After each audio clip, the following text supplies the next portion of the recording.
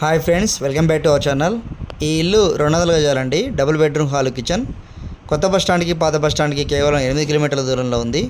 850 SFT double bedroom hall kitchen. పడమరలో ఇలా ఉంటుందండి మోడల్. కామన్ బాత్రూమ్ మీకు బెడ్రూమ్స్కి పక్కనే ఉంటుంది, మధ్యలోనే వస్తుంది. మీరు చూస్తున్నది కిచెన్. పూజ కోసం సపరేట్ షెల్ఫ్ ఉందండి.